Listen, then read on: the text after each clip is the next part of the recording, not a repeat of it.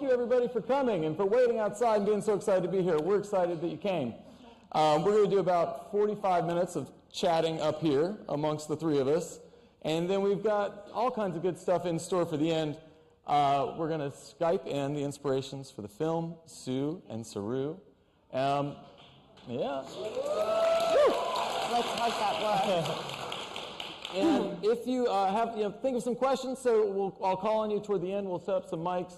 If you're watching on Facebook, please post your questions in the comments, and I'll find them on here. So thanks everybody. These folks, I think it's going to be fun because you two are cracking each other up like crazy backstage.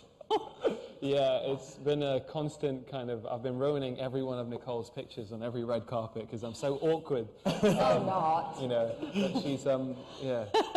No, we've been around the world together, so we've gotten to know each other really well. Yeah, it's been cool, yeah. Well, We've got to get warmed up. When a film's good, it's like you have the two stretches of getting to know each other, right? When you're making the film, and then the second, when everybody wants to talk to you about it and give you awards like 4 Golden Globes nominations. Right? Both of these actors get nominated. Right. So congrats on all that stuff that's happening. In the Times, we also gave the film a great review. Tony Scott raved about the film, but he said it's a small audience that this is going to appeal to. If you have ever been a child, raised a child, lost a child, or met a child, or any of the above with respect to a mother, this movie will wreck you. And he said a lot of other nice things about it. So, Have you been a child, Dev? Still think I am. Did he leave out anything? I don't know. I guess he's got it covered. I thought so much of this film. Oh, actually, first of all, who here has seen the film? Oh, wow, that's good. Did anybody see the film and not cry? Okay, I didn't. Oh my gosh. But yeah, as you know, it revolves around a young man who goes searching for his birth family, and it's kind of an amazing thing that his memory is so clear of his childhood that he's able to do this. So I thought I'd check and see how clear your memories are of your childhoods before we get into talking about the film. Because I kept watching this film and thinking, wow, like I can't remember a thing about when I was 5 years old, 4 years old. Little flashes here and there.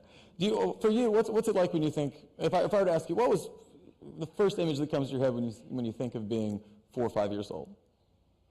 Well, my mum accuses me of always looking at my childhood with rose-coloured glasses, which I say, Mum, that's a good thing, isn't it? So I sort of have this really, I have memories, because we travelled a lot, and I was born in Hawaii, and then we moved to Washington, D.C. My first memory is eating snow. Oh, really? In Washington, D.C., picking it up and going, it's cold, and seeing my parents throw snowballs at each other. And my mum says, no, you just remember that because you saw a photo. And I go, no, I really remember that. And I was 2. That's amazing. So. And you can picture it. Do you have a visual memory? I actually have the sensation and the memory of the sensations and the actual flickering thoughts. And I really feel that it's true, even though she challenges me on that. Right. It wasn't all that. Hey, it's my life. But I do sort of tend to look back at the past with, for me and my childhood, as being incredibly, well, comparatively, obviously, an incredibly blessed childhood. But I also had, and I'm so happy to be able to say this as a girl, a great father. And I have a great mother too, but it's just lovely to be able to say, yes, my father passed away 2 years ago, so I love to say that. I was raised by a great father and a great mother, and I like saying that, and I like saying it publicly because it really sort of gives them the acknowledgement for the time and the work that they put in.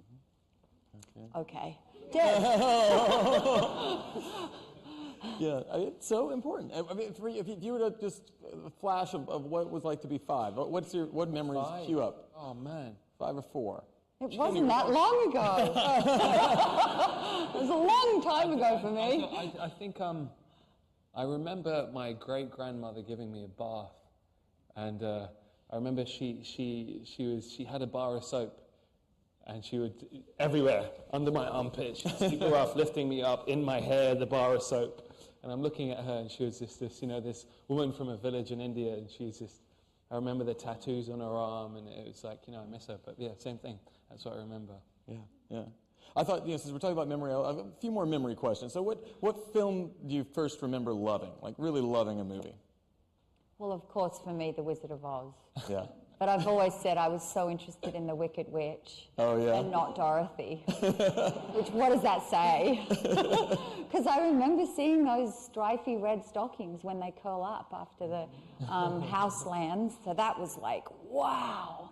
And then seeing the witch with her green face and those flying monkeys. They've definitely penetrated many of my nightmares over the.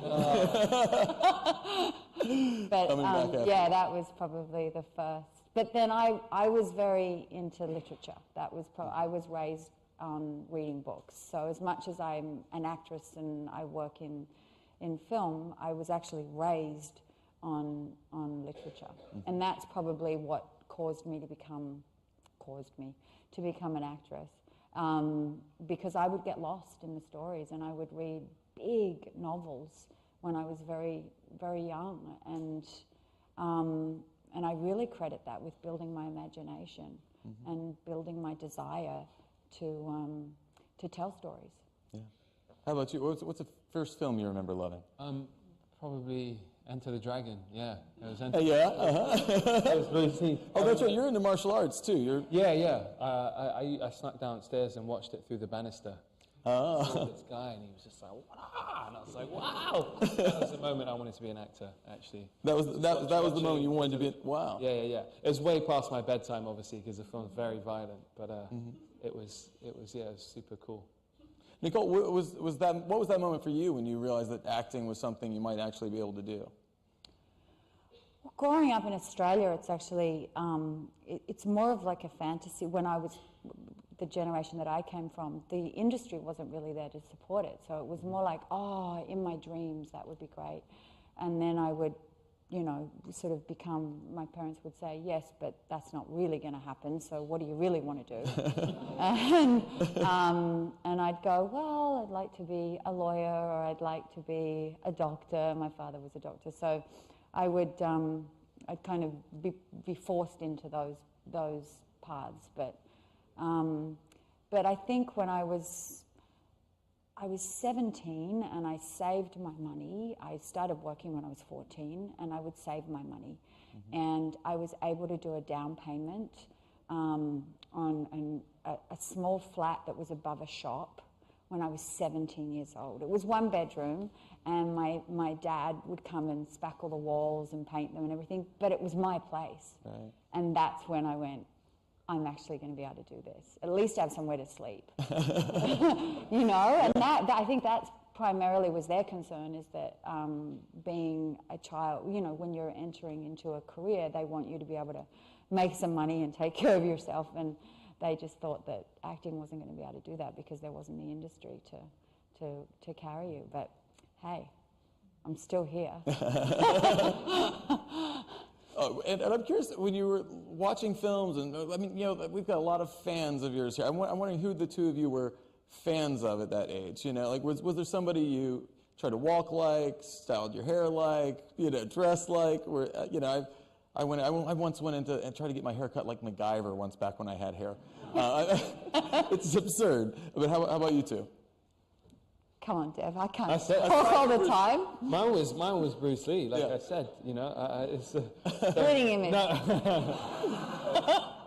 It was Bruce Lee, Jim Carrey, and Arnold Schwarzenegger. Those are the two. I see it. Yeah. What was the Schwarzenegger movie that flipped him for you? You know what? There was so many. I mean, Terminator was just awesome. But I remember watching this film Commando as well. I mean, when you're a kid, you don't understand nuance of performance or those things. So you're just looking for a spectacle. And all of those three, like Jim Carrey with his rubber face and Arnold and Bruce with their respective muscles and stuff, it's just very exciting and very escapist for me as a kid. Yeah. I didn't think we'd end up talking about Schwarzenegger. I know. That's great. Oh man, you asked. So, Yeah. Sorry. How about you? Was there one actor you remember just loving more than the others back when you were younger? You said, no, I'm going to answer the Okay. question. Oh, sorry. Who did I want to look like? That. I wanted to look like Olivia Newton-John in Grease. So I do have a few shots in the tight Grease pants. At the end of Grease. Yeah, at the end of Grease, thank you. Which my mother would go, oh, take those off, Nicole. So that's what I wanted to look like. But I actually, in terms of artistically, I was always left of centre. I was always very much following sort of the European actresses. And I think also what I was just drawn to, because I've now started to piece together some of the reasons why I'm sort of probably lateral, is, you know, I'm left-handed and I was raised by quite a provocative mama who used to challenge everything, and also in terms of just where we came from, we lived in a very conservative area, but my parents were not conservative. So I was already different at school. I was very tall. I had curly red hair, which I've perpetually straightened my whole life, and I still grapple with all the time, even though I do embrace the curl, just not today.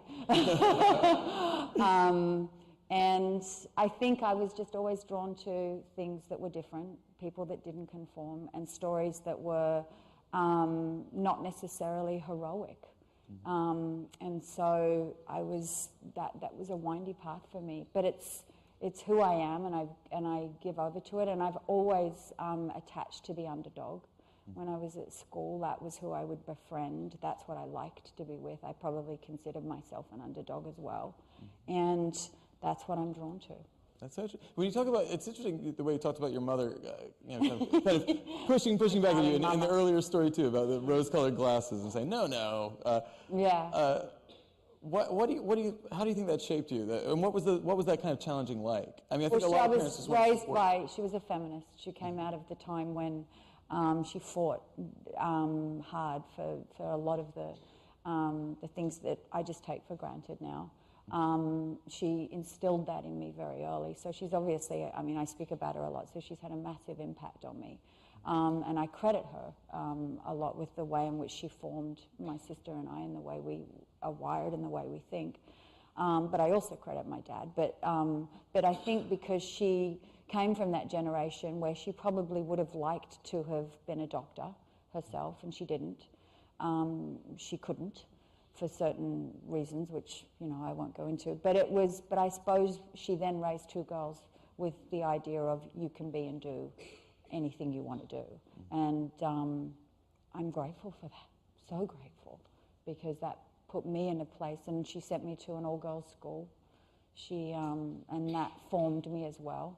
And it was a selective school, so it was a very competitive academic school, which, you know, wasn't necessarily geared towards the arts, which was an interesting combination. And so again, you're sort of the outsider of that school. Because I would have to, as much as I loved, strangely enough, as an actress, I loved mathematics. I would just, that was my favourite subject. Yet I would then go home and read, and my private time, my off time was reading. Anyway, shut up, Nicole. This is fascinating. No, I feel like I'm talking too much, but I suppose we're That's here to what talk. they came for, yeah. I know, but it feels like we're in a living room right now, and I'm dominating the conversation. Well, for you, what was? Were you a kid who was like in school plays? I know you started your career very young, but before the huge break of Slumdog Millionaire, before Skins, and were you focused on acting and doing classes or school plays, that kind of thing, or no? I was very hyperactive, and my mum was desperately trying to figure out a way to channel this energy. And, you know, so there was the whole Bruce Lee martial arts angle. I was practicing keyboard, I was doing everything. But the thing that really stuck was one of my teachers was like, you've got to put him in the school play. So it was this Shakespeare production of Twelfth Night.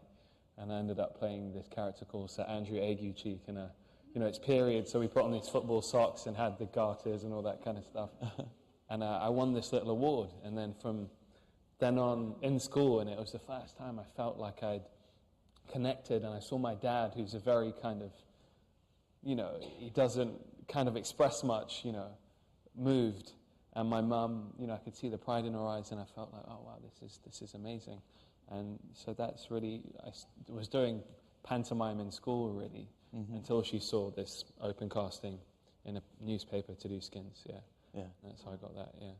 It's so great. I mean, that story still, you know, his mother sees she's on a train, right? Yeah, I think that's right. And she just sees a post, was it a posting that's saying?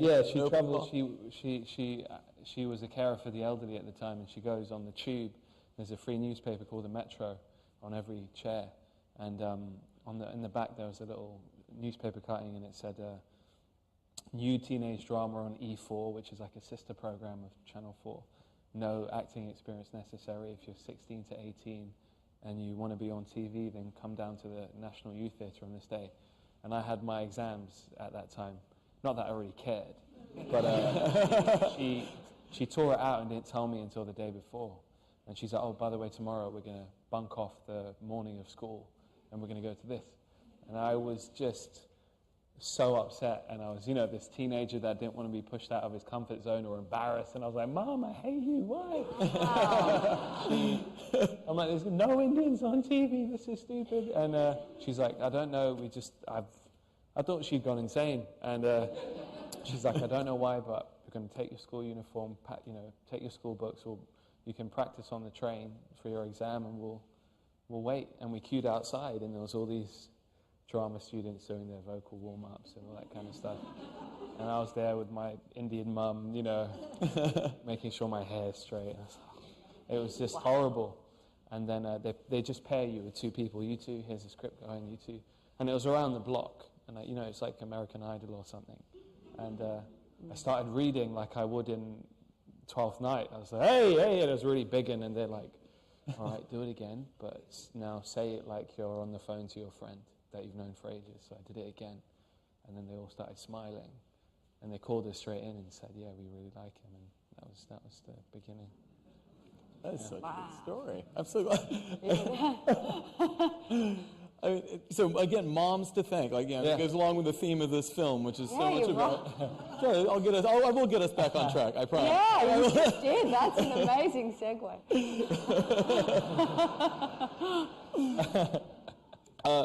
Because this film is so much about, searching for your roots, going back to your roots, remembering, and that relationship between a mother and a son that gets severed, a family and a son that gets severed. I guess not everyone has seen the film, so the first hour of the film was this wonderful kid, Sonny Pawar. Yeah. Tell us a little bit about him. He was 6 years old when he was shooting the film, right? Mm-hmm. What is that kid like on set? Is he as amazing as he is in the film? Well, he arrived and he didn't speak any English, so I mean he wasn't an actor, and Garth Davis, who's the director, who's a fantastic director who co-directed Top of the Lake with Jane Campion. I don't know if anyone saw that, but it was a really special limited series. Yeah. And this is his first feature film. So, but he had a very strong sense of how to rehearse. And he brought Sonny in. He fought for the rehearsal period, which a lot of times on low-budget films gets lost because there isn't the money, and they go, well, the first thing we can lose is the rehearsal, which, as an actor, you go, oh, please don't lose that. So he fought for that, and we had that that week, which we needed, because when you work with a small child who's not an actor, you have to spend the time. And he arrived, and Garth said, right, the way you're going to rehearse with him is you're going to play sport with him, Nicole. And I was like, oh, God. Okay. And I'm not, I mean, I try, but I'm not the most athletic. I mean, I can kind of hit a ball, but not really. So I was faking it. But he bonded us through cricket and soccer. But first cricket and then soccer. You're athletic, so it was easy for you. Yeah, he was picked from 2,000 kids. Yeah. And I was in India, you know, waiting to do my stuff, and Garth was, it was just crazy. It was like daddy daycare, but with like hundreds of Indian kids crying babies and stray dogs, and he's searching, and they found Sonny from 2,000 kids who'd never been on a plane before, never been in front of a camera, let alone seen a Hollywood film, and he leads the film for, you know, more than the first half of it, and again, like Nicole was saying, we have a really amazing director who is able to create atmosphere, and and you know, set the stage perfectly for this child to roam freely in, and it requires the other actors, like Priyanka in India, Nicole in Australia, to really kind of, you know, nurture him into that space, and his children are just beautifully open and reactive. So, yeah. 'Cause I imagine it would just be a natural reaction to close up if you're that kid, to just be overwhelmed and pull back from the challenge. And he clearly doesn't in the film, but. Well, he had sort of a language with Garth, which was through just miming, and I mean, Garth would do things like hit here, and Sonny would understand what that meant.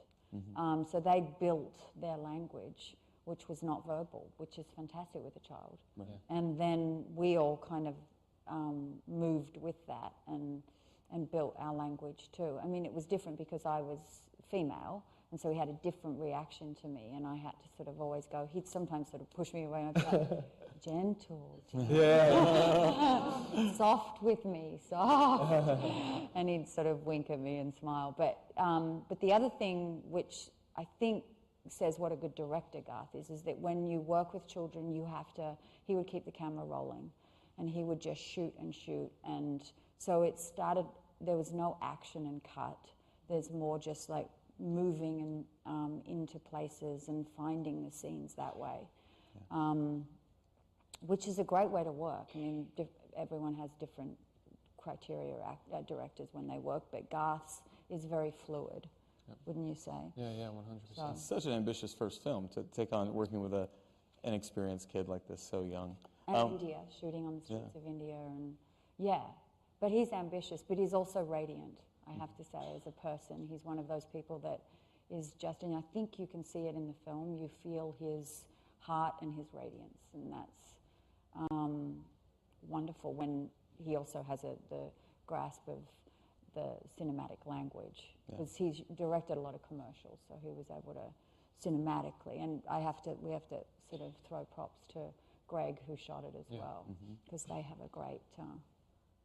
they're a great combo. Well, Nicole gave me a segue this time said you can see it in the film, and we have a clip of the first time Nicole's character Sue meets young Saru.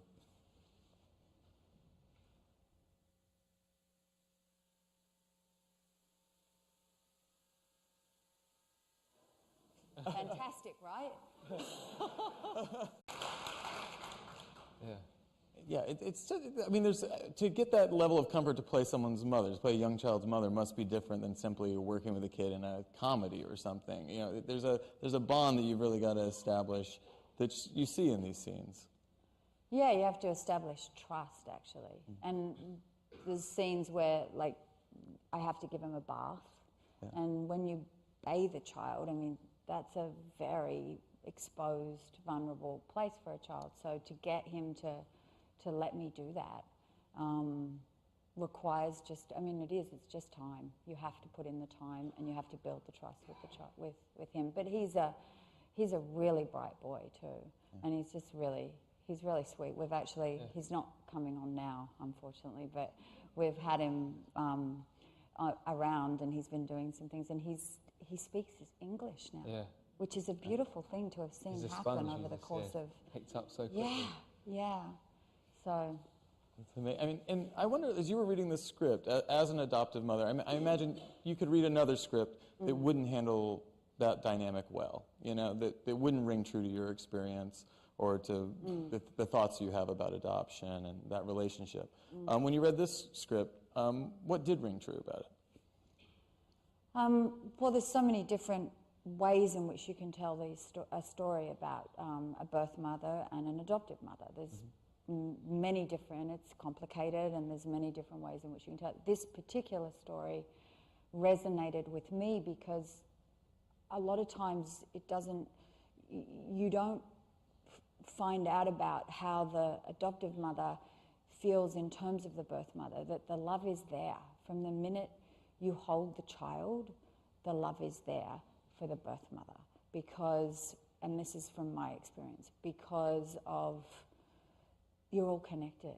It's like, so there's some weird thing that just happens, and whether you ever get to meet her or not, there's like a thread that exists between you that will always be there. And I think that's what the film handles beautifully, and the way in which Luke Davies wrote the line, and Sue said it, so it's beautiful when she says, I can't wait for her to meet you, because she'll see, for you to find her, because she'll see how beautiful you are. And it's like, I think that taps into what an adoptive mother feels. And Sue says herself that she would think many times of Saru's birth mother and try to send her messages saying, he's safe.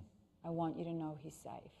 And that to me is just, that's exquisite, and that's unconditional love, and that's very, very pure.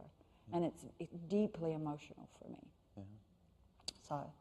And we see in the film that Saru, he loves his mother so much. He loves Sue so much that he doesn't ever want to upset her, and so he holds what is kind of the biggest secret of his life, that he's tormented by these memories, and he's searching for the town where he grew up. He holds that back from his mother. Why do you think it's so important to him to keep that a secret?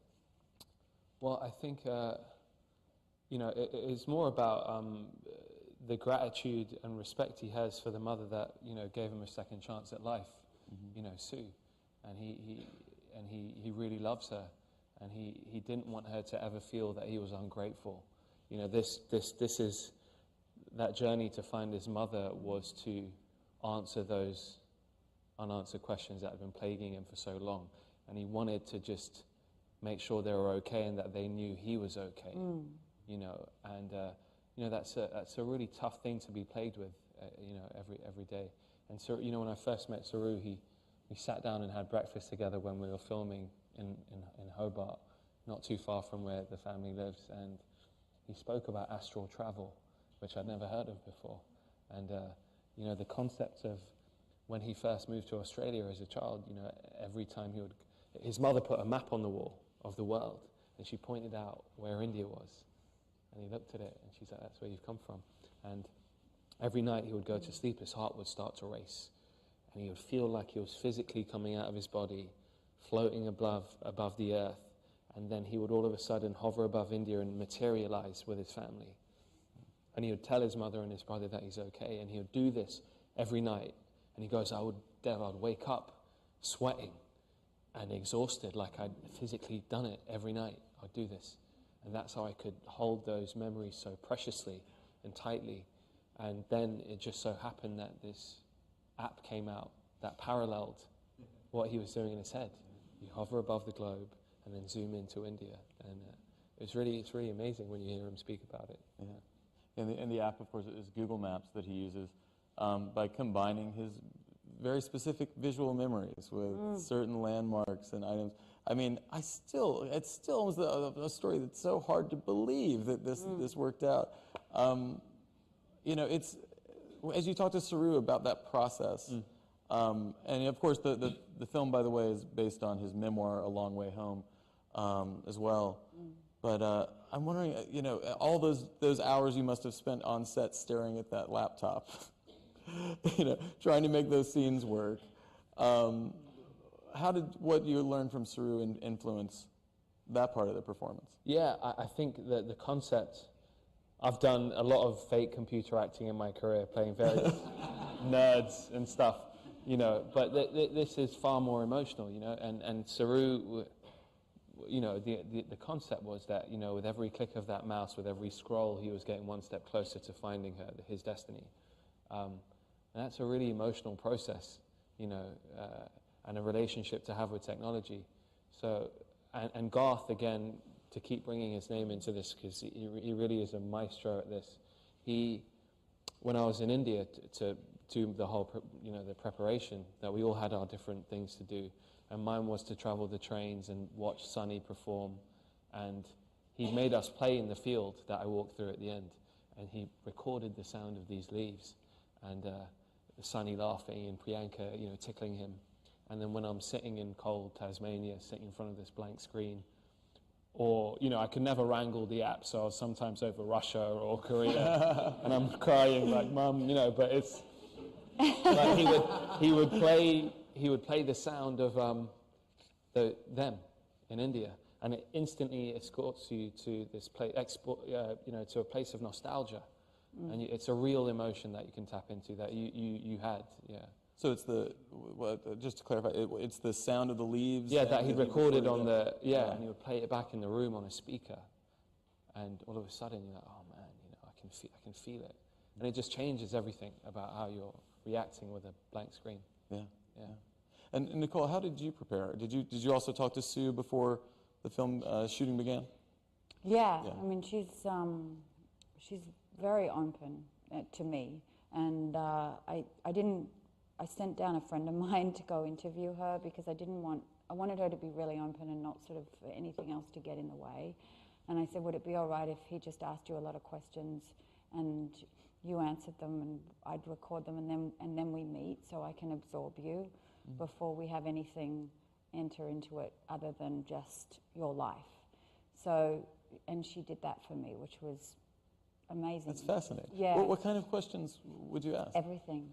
I just asked all about, from being a little girl all the way through to present day. I know so much about her now. And then she flew to Sydney, and we sat in my apartment and we just talked and talked and talked. And it rarely happens where you meet somebody, one, that you're going to play, but two, that you just go, I love you. And she's very tactile and affectionate, and I respond well to being touched. So she would touch me and stroke my hand, even just meeting me.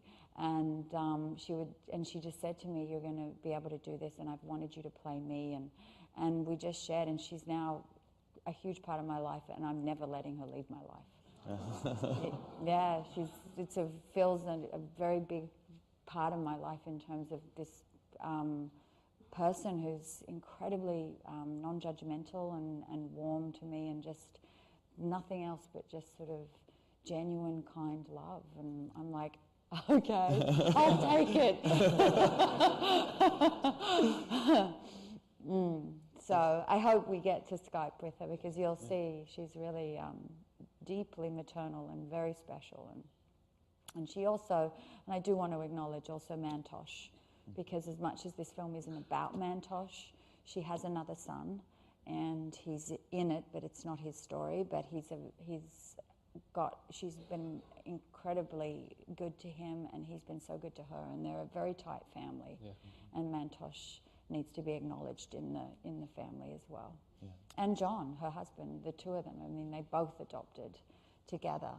And the other interesting aspect of them is that, as she says, she just was never going to have the experience of birthing a child. That was her choice. And so she knew that from very early on, as a teenage girl, actually, is when she made that choice.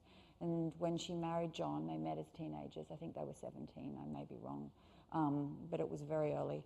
And she said, just know I'm never going to birth a child, so I hope you're okay with me adopting. That's what we're going to do. Is that okay? Because if it isn't, I want to, full disclosure. And he was like, I love you. And whatever you want, and that's our path together. So, and that's what they did. And at that time, the laws in Australia were very difficult for adoption. So, I mean, it was a big challenge for them. but they did it. And as you can see, I mean, to such a wonderful outcome. Yeah.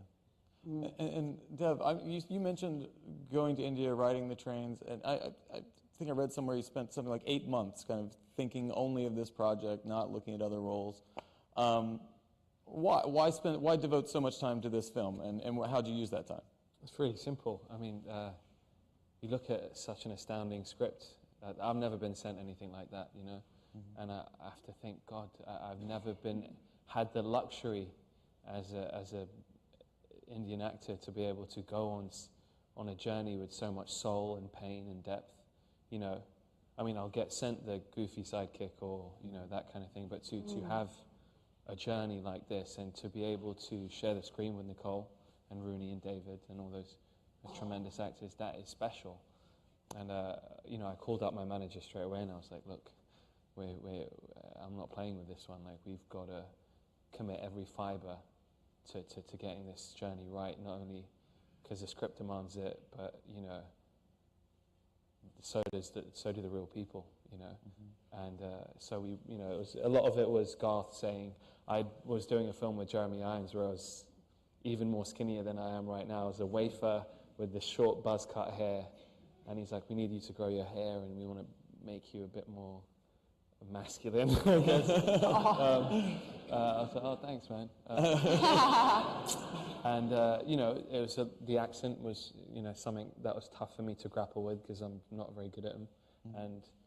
And it was also... So good at the Australian accent. After, I had Jenny Kent, this amazing dialect coach, and yeah, it was going to India and doing a pilgrimage as Saru, you know, the trains, meeting Mrs. Sood, who's this woman who's now in her 90s, I think, who's first extended this picture and said this could be a new life for you, you know, when he was in this terrible orphanage. And it's just incredible. It's life-changing, you know. And the Sydney Morning Herald, by the way, vouches for the accent, says you nailed it. What is a bad Australian, like an American or a British actor trying to do an Australian? What does a bad one sound like? Well, you've heard them. Yeah. Care to name names? No. Come on, you try to do an Australian accent. Oh, crikey. I don't know. There we go. Yeah, that's terrible. That was bad. The reason I spend my life on my laptop and reporting. I'm sorry. It's a tough accent. It really is a tough accent. Yeah. So you had a dialogue. That's why You made him shine, Nicole. I did. I know. I'm trying to pull my skirt down because I've realised I've worn way too short a skirt for this stage. All right. Next question. All right. How about a clip? We'll do a clip. We got a clip of Dev's. We've been talking about Dev's great performance, so we've got a nice scene with Dev. Crikey. I took the mood in a whole other different direction. Angry. That dynamic, that the idea that he's. I'm sorry, just keep thinking my Australian accent. Try some more. Come on. I'll try. All right. With what he's talking about in that scene is other people not understanding what he's going through. What is driving him to search? This is such a big. I'm just really. Let's get out. Let's get out. Sorry. This is a big moment. Nicole makes me laugh sometimes. Oh man. Okay. I'm getting blamed. What is this? Yeah, I can see you. Sorry. This is okay. Sorry. All right. No, I'm just talking about what's going on in Saru's mind as he's, you know, this scene in the relationship with his girlfriend. Yeah. She just can't comprehend what he's feeling. So what is he feeling? You know, it kind of, Lucy's role in the film is kind of this force that is trying to force him back into the present. You know, because you start off as Luke Davies, our writer, describes that. You know, you follow this child through this film, and then all of a sudden there's this moment where he comes out of the water in Tasmania, and it's like a baptism, and it's the birth of this Australian, really. And you know, he's been shunning this Indianness, this heritage, this past, to try and fit in, and it's that bottling up is starting to consume him, and she's trying to force him to be here and be here now, be with me. And there's so much uncertainty, you know, trying to find this needle in a haystack. She's, you know, his mother could have moved. Anything could have happened to the family. You know, it's just so insane that he was so consumed by this that he left his job, and he was, you know, a real pillar of strength in the family. And it's that moment when he just has to let it all slip out. You know what it's like to go to bed knowing that his older brother is screaming his name every night, you know, searching for him, whilst he's living this life, you know, going to parties, drinking beers, you know.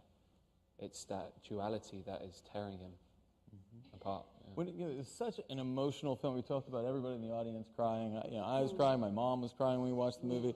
But what's the difference in reading a script or working with a director who makes a film that ends up feeling manipulative or feeling too, you know, syrupy or like it's trying to jerk your tears versus one like this? Tony Scott at the Times was talking about, you know, this is a film that's very emotional, but it earns that in a kind of clear way, is the way he described it.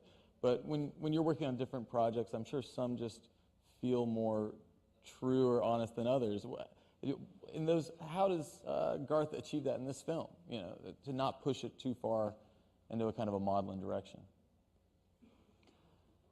Or is it all a little? I mean, well, I think it's just truth. I mean, the way in which he guides it and his personality. I mean, you see the personality of a director in their films, obviously, because they're the choices that they make, and they're the ones who are steering the whole vision. So it's their choices and how they mold it.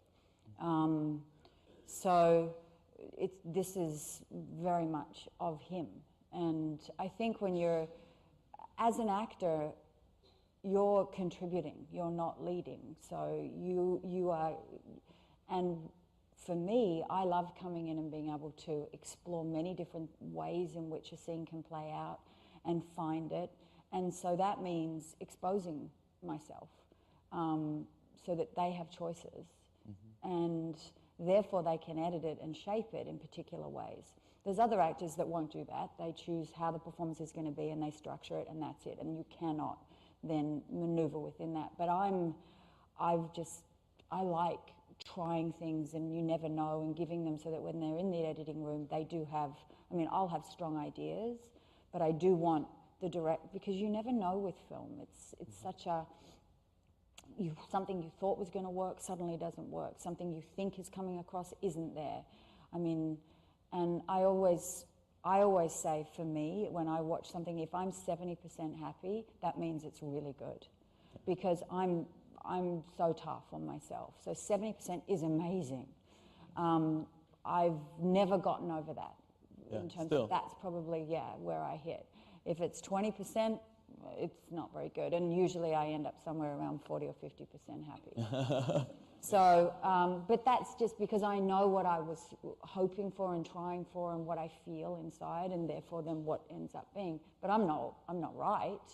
I'm just aiming for something, and that may not be what's needed. So, it's fascinating actually, and having worked with so many directors who are very strong and a lot of auteurs, seeing the way they guide their vision and what they choose and how they do it, that's exquisite. I mean, I'm still so curious and fascinated with the art form of filmmaking. I love it, and I love being a part of it, and I love seeing it grow and then seeing it come to fruition. And sometimes it's going to work, and sometimes it isn't.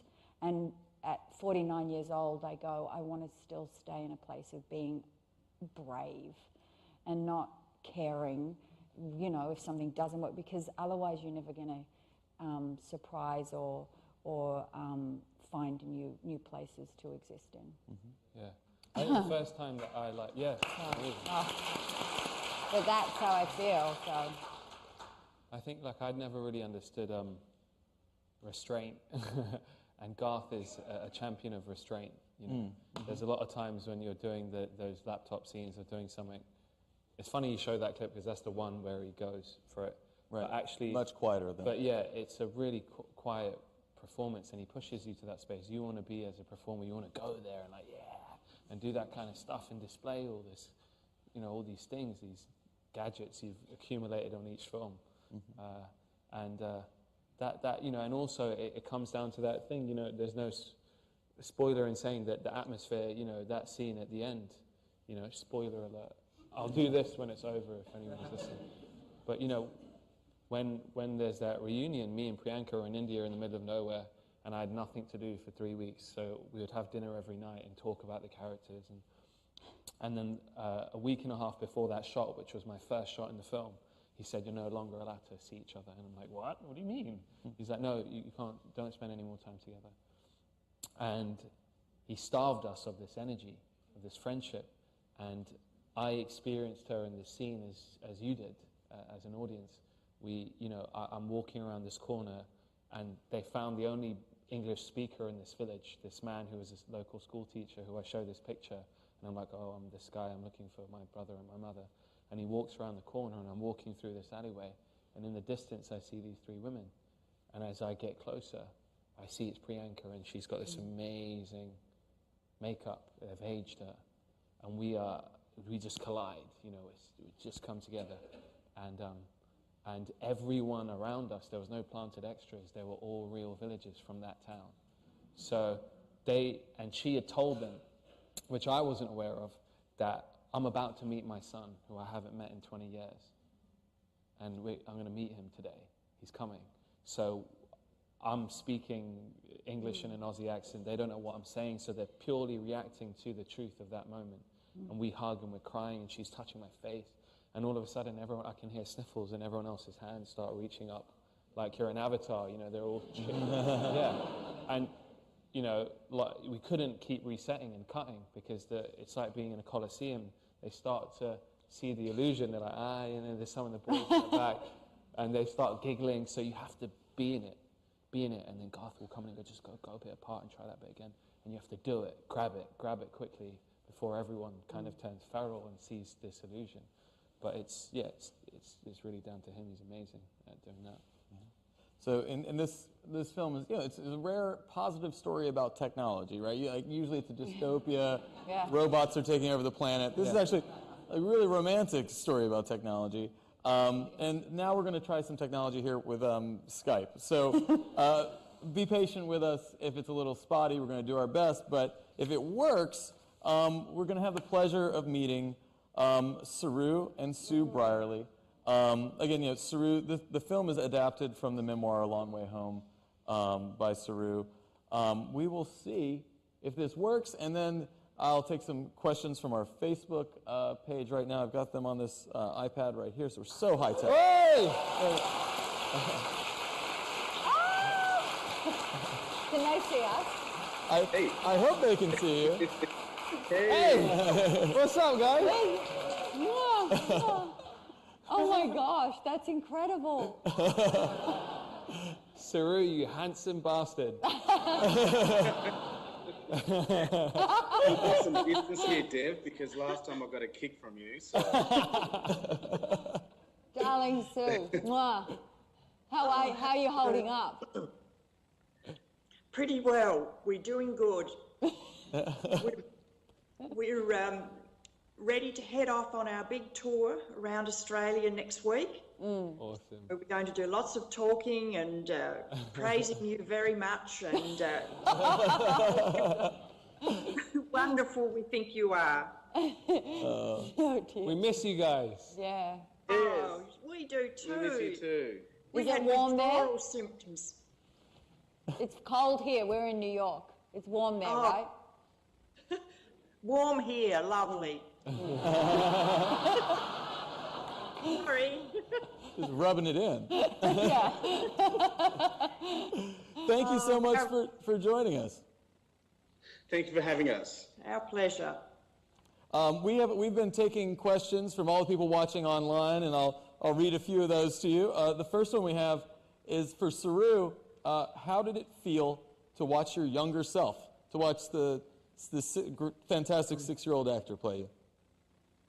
It was great. It was amazing. I really didn't know what I was in for, really. I had read the script, and a few times, and Mum as well.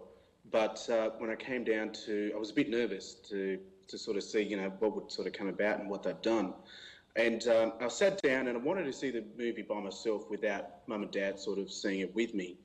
And so when I saw it, and at the end, I was just my fingers, they were just like holding tight to the seat because, I was so sort of submerged in the film of myself and filling in the areas where I was sort of telling myself this happened in this specific phase and stage of the movie.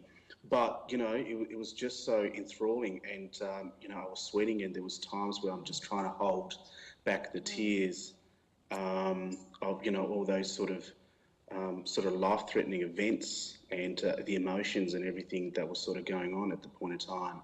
But, yeah, kudos to everyone that's produced this movie and acted in it. It's an amazing movie, and I've seen it about 8 times.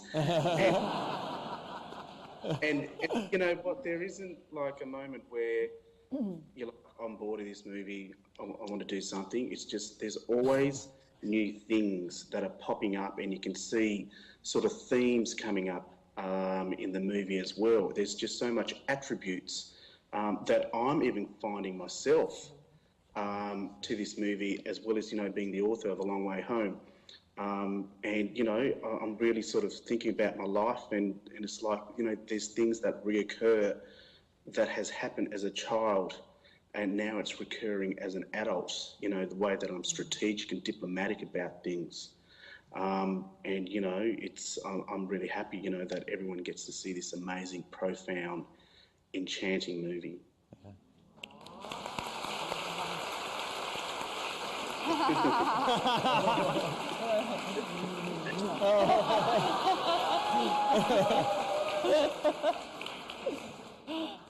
So, Sue, we heard a little bit about your first meeting with Nicole. She was telling us how wonderful it was, and also that she sent an emissary over with questions that she then listened to later. What does it feel like to have Nicole Kidman play you and meet her for the first time?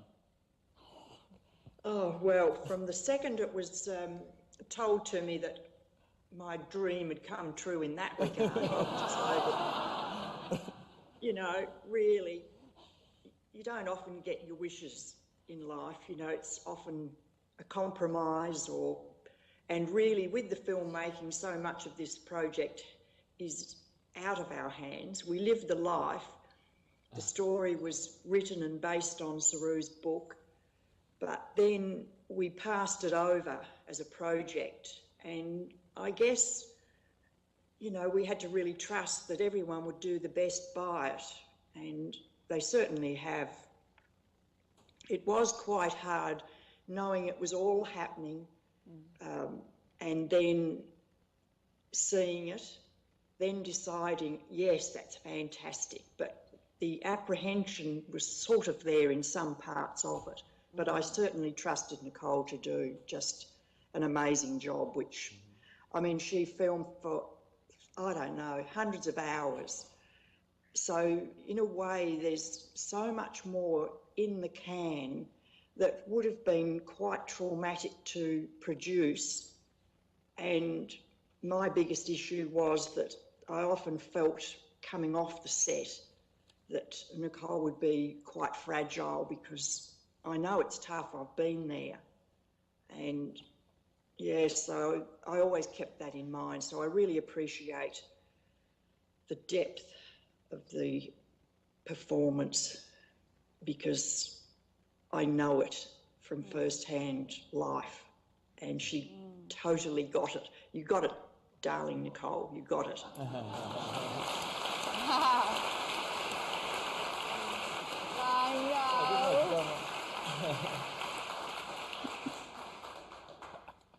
I'm curious, being so exposed in public is something a lot of people are not used to and aren't built for.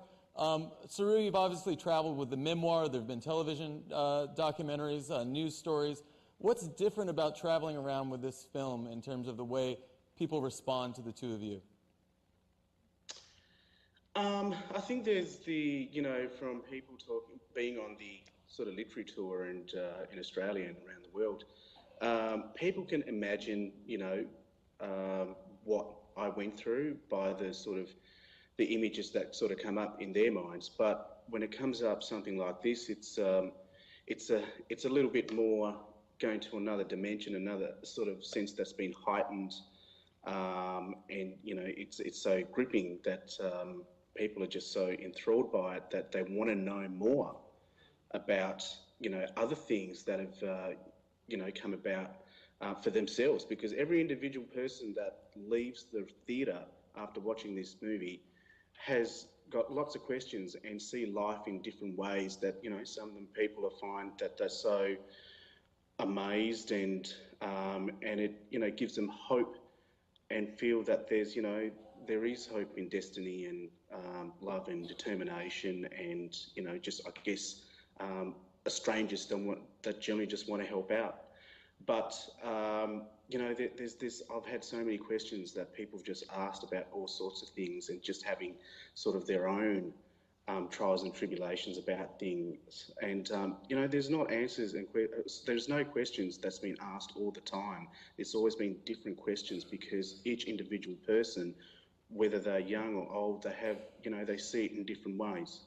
And it's amazing that this movie can actually make them feel sort of from having a facade put up there of not being able to talk about things, whatever it may be, that they're actually to diffuse that and let it out and feel